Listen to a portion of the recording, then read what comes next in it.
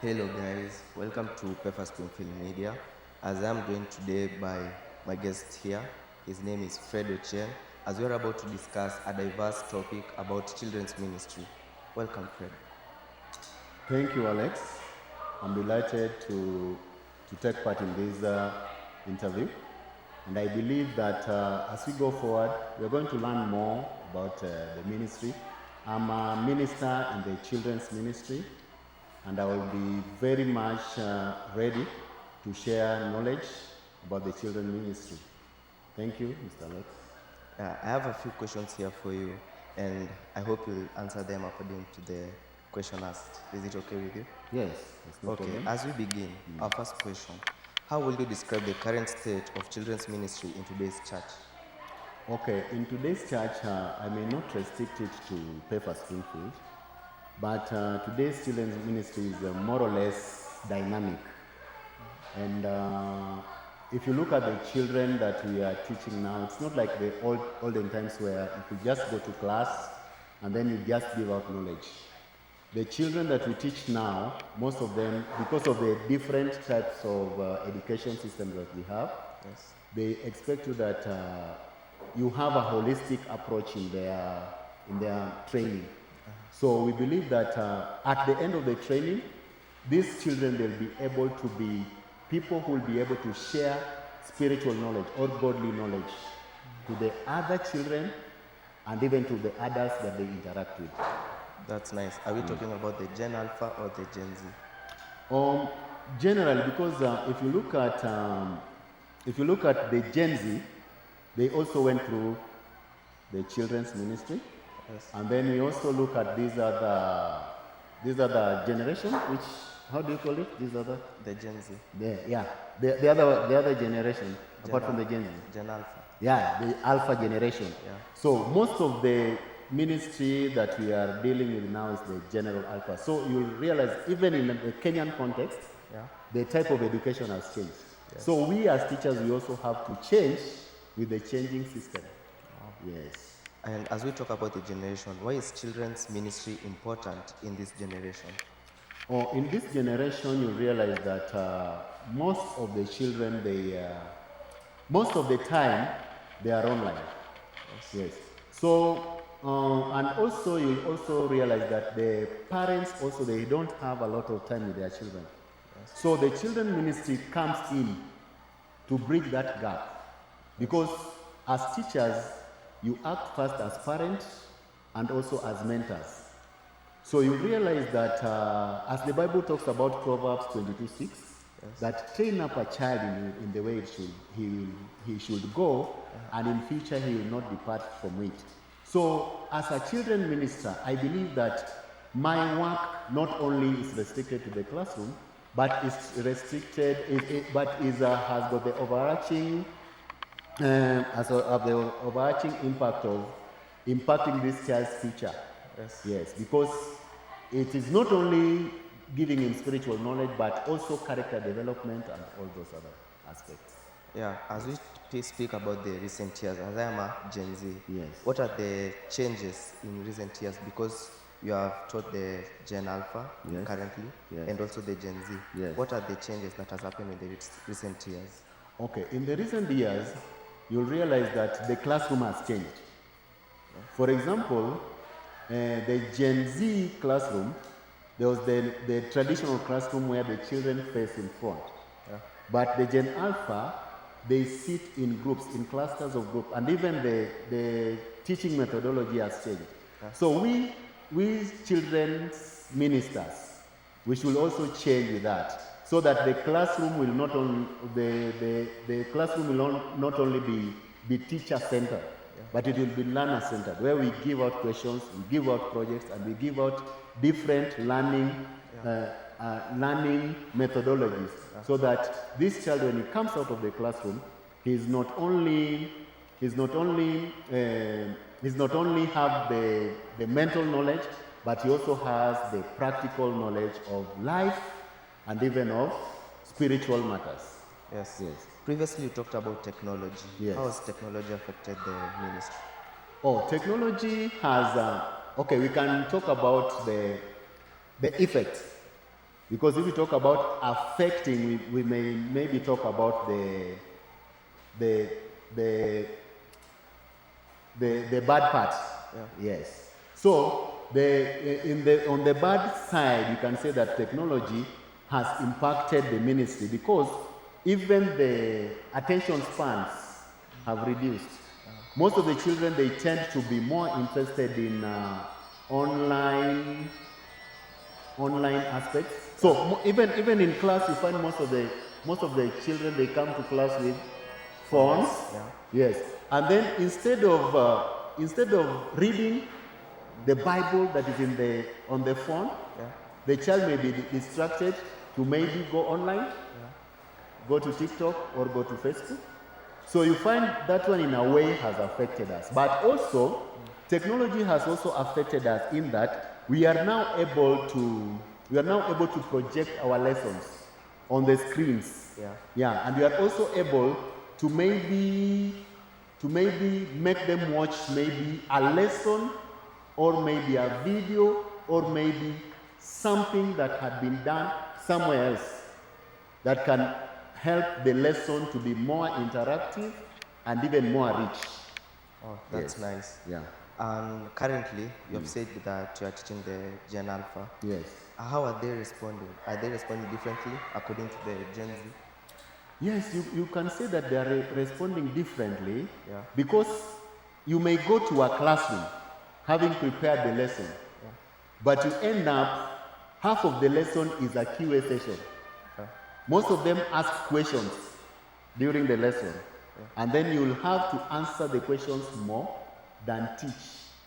So you will find that there is a difference if you compare it with the Gen Z class. Yes. Yeah.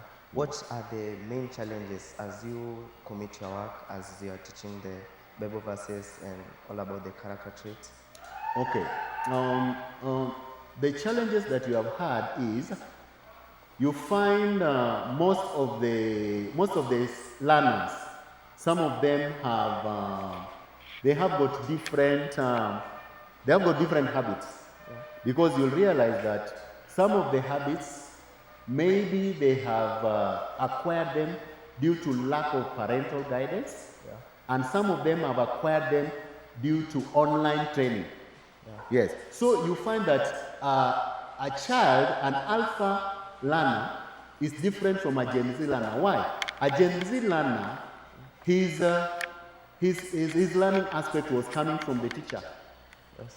But the alpha learner, his or her learning comes from one, the internet, and another one, the absence of the parent. So with the absence of the parent, he or she is able to learn even habits that are not good. And even from their peers also, they can learn some habits that are not so good. So that is where the challenge is coming from. The difference between the Gen Z and the Alpha. Yes. According to you, does social and family relations affect the ministry? Yes, in a great way. Especially if you look at, let's look at the social aspect. The social aspect, you find that most of the children now, they tend to be not more social, because you'll find that most of them, if you look at the children now, most of them, they stay indoors. So their social aspect is not very good.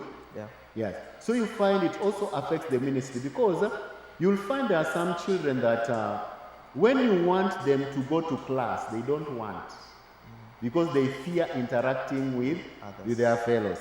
Because you find from their background, they are children who are solitary. They need that, they are accustomed to that solitary environment. So in order to interact with their fellows, it becomes a problem. But now with the time, as they continue to come to church, with the time they start making friends, and then you start seeing them coming to church. Then on the family aspect, you find that most of the parents we have got absentee parents. So you find that most of the time, it is you, the teacher, who builds up character in the child. There's a character flow in the child. So it means that you as a teacher, you become one as a parent and also as a teacher. So in a way, it affects the ministry. So in class, you'll try to balance both aspects. Yes. So you find that maybe the content that you wanted to give, you may not be able to give it because you do both roles, which may not make the ministry grow well. And if I may ask, Yes. what are the qualities should a children's leader have? Yeah, a children minister, I can say one of the most important things that a children's minister should have is good character. Yeah. Because just as you know that children's, they mimic what parents do. Yeah. So as a children's minister, your character should be top notch. Yeah. So if a children's minister's character is not top notch, the children will tend to mimic whatever the teacher does. Secondly, a children's minister should be well versed in God's word. Yes. And a children's minister also, he should be a practicing Christian. Yes. How do you say a practicing Christian? Why do you say that? A practicing Christian should be a Christian who fasts, a Christian who prays, a Christian who tithes, and a Christian who maybe is not an alcoholic and all those other things. So it should be a Christian who is practicing and well-rounded in all aspects spiritual, so that he becomes a model to the children whom he passes knowledge to.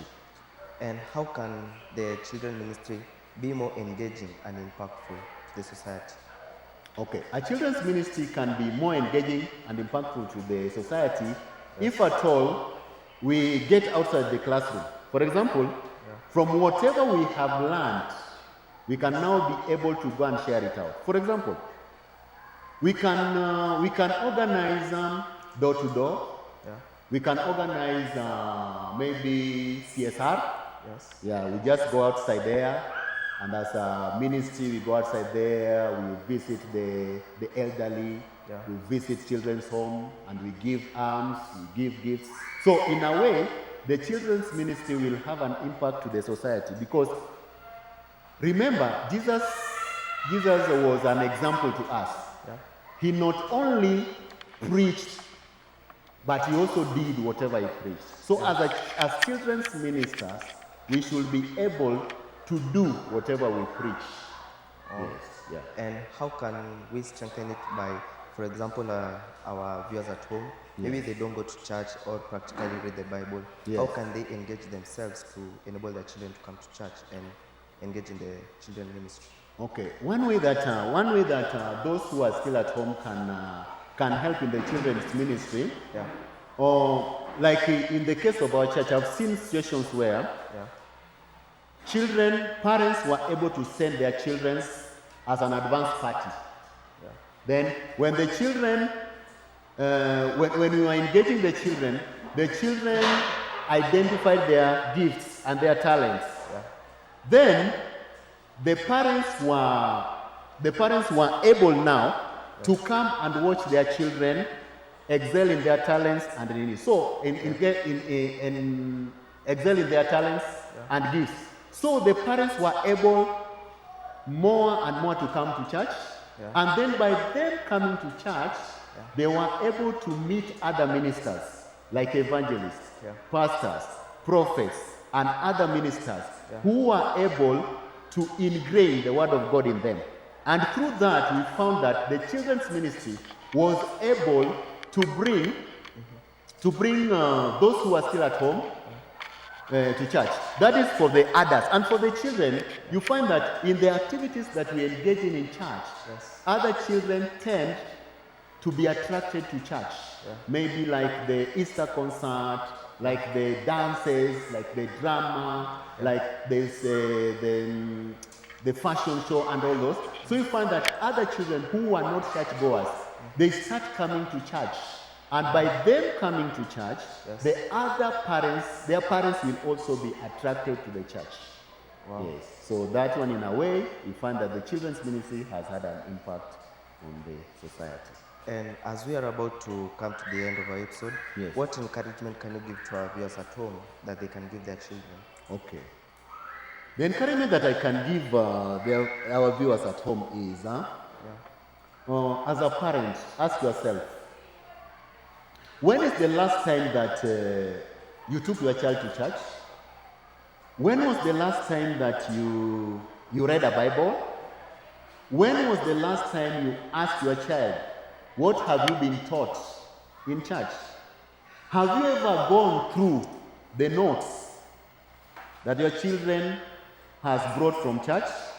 Have you ever asked the Sunday school teacher about how the child interacts in class?